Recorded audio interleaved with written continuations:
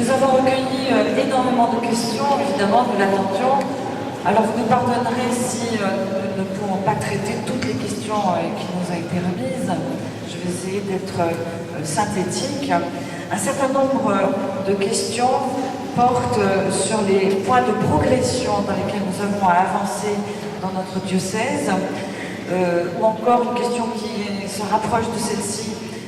Voyez-vous des secteurs où les chrétiens manquent dans notre diocèse, ou encore celle-ci, quelles sont les guérisons que nous avons à demander pour accueillir une vie nouvelle dans le diocèse? On peut commencer déjà. Alors, c'est un exercice difficile, hein, cet exercice de répondre aux questions, donc je demande aussi l'autorisation de dire je ne sais pas. Parfois. J'ai voulu souligner tous les fruits que j'avais reconnus dans le diocèse à l'accueil et à la réception du Concile Vatican II. Bien évidemment, il y a d'abord des secteurs nouveaux hein, où nous avons à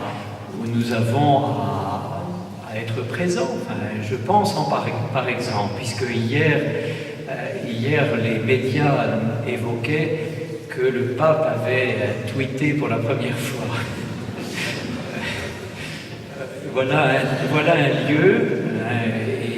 un lieu qui est important, le lieu de la communication et des moyens nouveaux de communication. Twitter, Facebook, enfin tous ces lieux, Internet, tous ces lieux où il y a à être présent.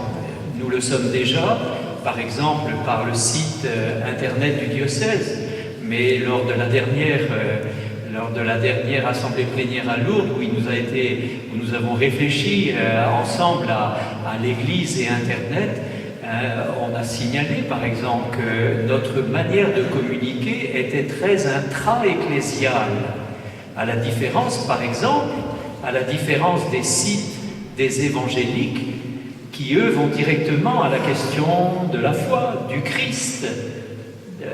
Si vous tapez sur Google, si vous tapez Christ ou Dieu, quels sont les premiers sites qui arrivent? Pas nécessairement les nôtres. Bon, voilà un exemple de la communication comme un nouveau lieu d'évangélisation, de mission dans le diocèse. Il y a bien d'autres, il faudrait en évoquer beaucoup d'autres. Je pense, deuxième exemple, c'est où sans doute l'Église a été présente et a écrit beaucoup de choses, mais peut-être pas assez connues, c'est tout le domaine de l'écologie. Voilà un autre domaine intéressant pour la réflexion dans l'Église, pour la présence dans l'Église. Je suis heureux que, par exemple, ce groupe, la Parole de chrétiens, composé de professeurs, de gens engagés dans la société, réfléchissent à cette question de l'écologie aujourd'hui dans le diocèse, comme ils avaient réfléchi il y a 3 ans, je crois, à toutes les questions relatives à la mondialisation. Voilà. Un autre domaine qui est un domaine important, c'est toutes les questions relatives à la bioéthique, à toutes les nouvelles sciences, les neurosciences. Voilà, là aussi, un domaine tout nouveau, auquel sûrement, sur lequel il va falloir réfléchir. Voilà, un certain nombre de domaines, les points de progression, que dire? Je me rappelais, je me rappelais 2 petites histoires, une que nous rapportait le cardinal Danels, qui était à l'époque archevêque de Malines-Bruxelles. Il allait un peu comme nous des fois dans les classes, et un jour un jeune l'interpelle et lui dit « Père, j'ai l'impression que votre association ne va pas très bien. » Et ça me faisait penser à un autre, et donc il avait répondu par cette petite histoire de Mère Teresa, qui était interrogée un jour par un journaliste, et un journaliste qui lui dit la même chose. Votre Église, qu'est-ce qui ne va pas bien dans l'Église? Et Alors Mère Teresa le regarde et lui dit « vous et moi ». Vous et moi. Et parce que cette progression, ce chemin dans la foi, ce chemin dans la sainteté, c'est toujours à faire personnellement et en communauté et en groupe et dans nos paroisses. Sans doute y a-t-il, ça va être l'objet par exemple du Diaconia 2013, sans doute y a-t-il à redire, comme l'avait dit dans le pape Benoît XVI dans l'encyclique qu'il a fait sur le sacrement de l'amour qui est l'Eucharistie. Il avait répété combien on ne peut pas dissocier l'Eucharistie et l'engagement caritatif, l'amour du Seigneur et l'amour des frères. C'était répété par le cardinal du Honduras, je crois, là dans la croix il y a 3 jours. On ne peut pas dissocier et on ne peut pas s'autoriser à donner notre responsabilité à quelques institutions caritatives qui nous laissent, et nous désintéresser du frère qui est à notre porte, de celui qui souffre, etc. Et c'est tout l'enjeu, par exemple, de Diaconia, c'est-à-dire de réveiller dans le cœur de tous les chrétiens ce souci du service du frère. Voilà un défi qui va être celui proposé par le rassemblement qui va se dérouler à Lourdes en mai prochain. Je veux l'autre point. Nous sommes dans l'année de la foi. Le Saint-Père nous invite à accueillir de manière nouvelle et à considérer de manière nouvelle notre foi chrétienne. Et peut-être à redire tous ensemble, Seigneur, augmente en nous la foi, et à le faire de différentes manières. Quel lien j'entretiens, quelle confiance j'entretiens avec le Christ. Et puis aussi, l'autre qui est le contenu de la foi. Comment est-ce que j'ai le souci de travailler ce qu'est la foi chrétienne? Est-ce que j'ai le souci de ma formation permanente? Il me semble que là aussi, il y a un travail important à faire. J'ai souvent évoqué que lorsque je travaillais à l'INSEE, avoir eu à échanger avec mes collègues de travail sur toutes les questions de la vie, du sens de la vie et de la foi chrétienne. Ce qui me frappait, c'est que ces gens qui parfois étaient de très grands scientifiques, des gens avec Bac plus 10, par rapport aux questions de la foi, avaient des discours qui étaient presque infantiles. Comment ça se fait, ça? Souvent, on en est resté dans le domaine de la foi à un discours qui était celui de notre profession de foi, quand on avait 12 ans. Mais il y a à développer un discours et à avoir un discours cohérent, construit sur la foi chrétienne aujourd'hui, à pouvoir en rendre compte. Je pense par exemple aux grands-parents qui ont souvent, ça revient à des questions qui leur sont posées par leurs petits-enfants. Tu crois en la résurrection? Qu'est-ce que c'est? Comment l'expliquer?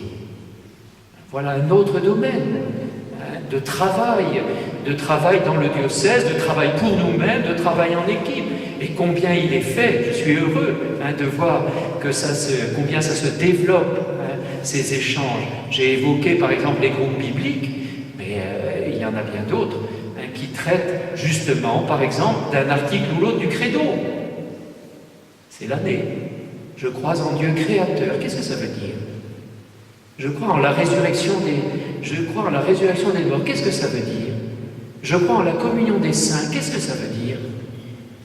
Et il y a un devoir de travailler cela. Et je crois que de ce point de vue-là, Benoît XVI nous encourage beaucoup.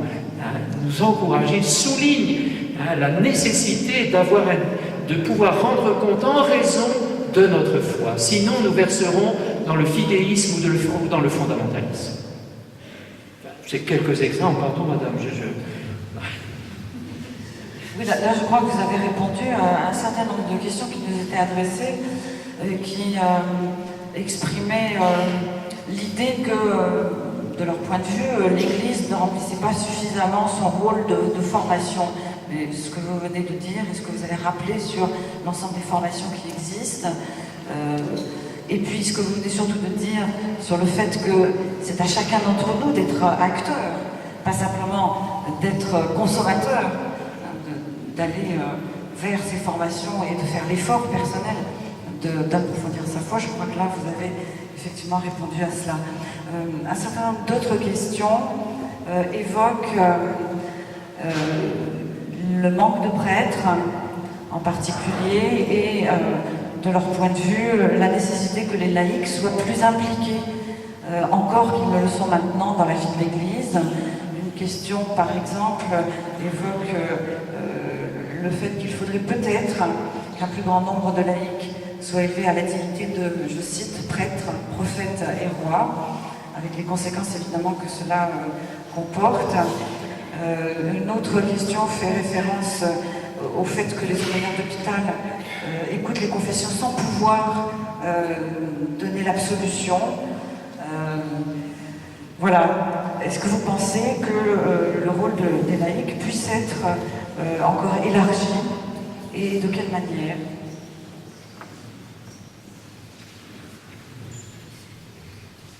J'ai évoqué en effet la place importante des chrétiens laïcs engagés dans la vie des paroisses, dans la vie des mouvements, des aumôneries dans le diocèse. Et en même temps, je l'ai fait au travers de ce que le Concile Vatican II a rappelé sur l'importance, la mission des laïcs dans l'Église et dans le monde d'aujourd'hui. Je voudrais souligner aussi que personnellement, il m'arrive d'être un peu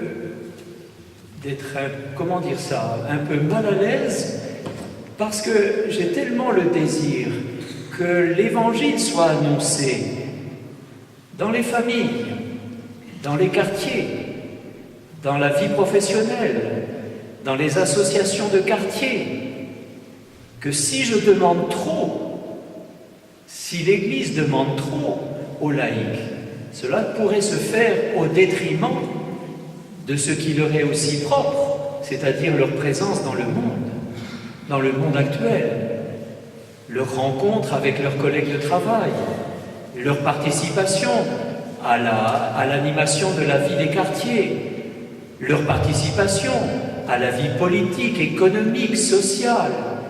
Parce que s'ils désertent ces lieux-là, comment l'Évangile sera annoncé? Comment les chrétiens sont présents? Il m'arrive de vouloir freiner parfois trop d'engagement, parce qu'on peut se recroqueviller aussi, on peut se replier aussi sur nos communautés. Je veux relever aussi l'autre point que vous soulignez, c'est le manque de prêtres. Combien il est douloureux pour moi, et combien je désire qu'il y ait des prêtres dans le diocèse, parce que je crois que l'Église catholique ne peut pas vivre sans prêtre.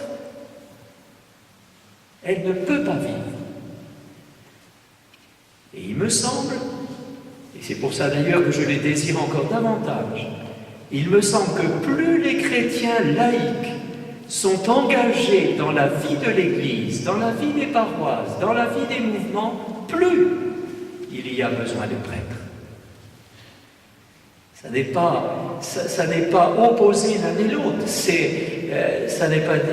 Non, je crois que plus un groupe est vivant, plus une Église est vivante, plus elle va avoir besoin de celui qui les rassemble au nom du Christ, qui les nourrit au nom du Christ, qui discerne avec eux les signes des temps, qui discerne avec eux leur vocation,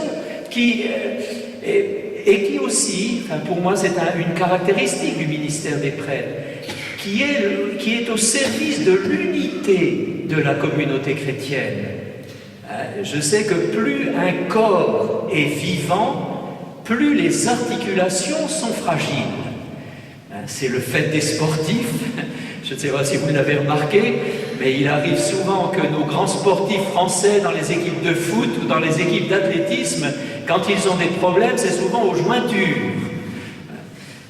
Eh bien, il me semble que nos communautés chrétiennes, quand elles sont vivantes, ce qui est difficile, c'est d'assurer l'unité, c'est d'assurer l'articulation entre tous. Et qui permet cela? Pour moi, c'est le ministère du prêtre, c'est le service de l'unité que vit et qu'exerce le service de la communion, qu'exercent les prêtres. Et c'est pour ça que je le désire. Alors, est-ce qu'il faut envisager des missions nouvelles, développer des missions nouvelles pour les laïcs? On peut y réfléchir, bien sûr.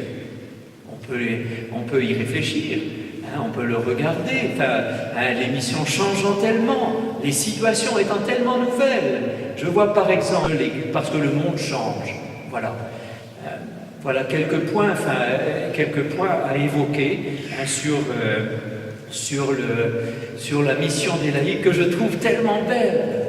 Et il y en a tellement de personnes engagées ici dans le diocèse, je veux les remercier. Il y en a peut-être ici en ce moment parmi nous, je veux les remercier, mais il me semble qu'il nous faudra toujours bien articuler, parce que je ne peux pas envisager une église sans prêtre.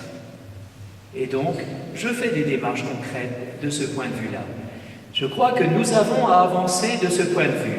Nous avons, dans la pastorale des vocations, nous avons à estimer notre propre vocation. Si c'est comme laïc, j'estime ma vocation de laïc. Comme Jean-Marie, je l'estime. Comme prêtre, j'estime ma vocation de prêtre. Ça, c'est la première étape. Mais il y a une deuxième étape qui, à mon avis, est aussi importante. J'estime la vocation de l'autre, qui n'est pas la mienne. Et je la considère comme une vocation importante. Et c'est pour cela que je fais actuellement une démarche très simple, mais en même temps pour moi importante.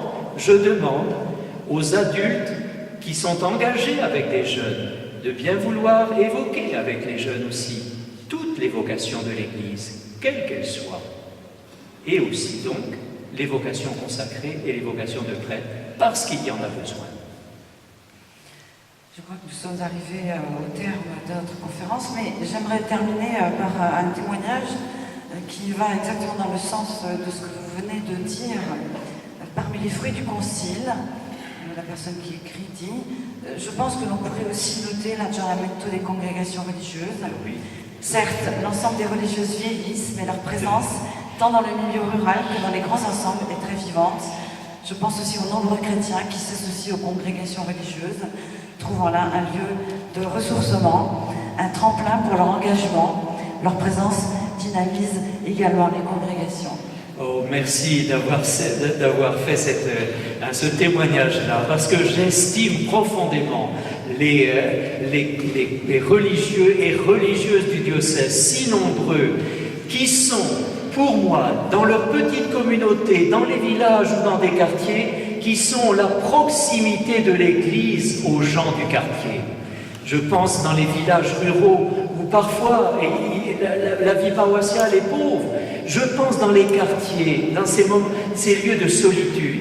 Je n'oublie pas la visite que j'ai faite au Sillon de Bretagne, à cette communauté qui maintenant, hélas, a disparu, qui habitait dans un immeuble, dans ce grand immeuble, là, dans un appartement. Ces religieuses m'ont conduit à leur appartement depuis la salle de réunion où j'étais. Pendant toute la marche, on a fait 300 mètres, pendant toute la marche, elles étaient arrêtées par des tas de gens qui avaient des relations avec elles. Ces religieuses connaissaient tous les gens de l'immeuble, ou presque. Combien leur présence est importante. Je veux leur dire ma reconnaissance. Voilà, il y avait bien d'autres questions auxquelles il aurait été très intéressant de répondre, mais je crois que nous aurions besoin d'une deuxième conférence. Voilà, je vous remercie beaucoup et nous vous remercions.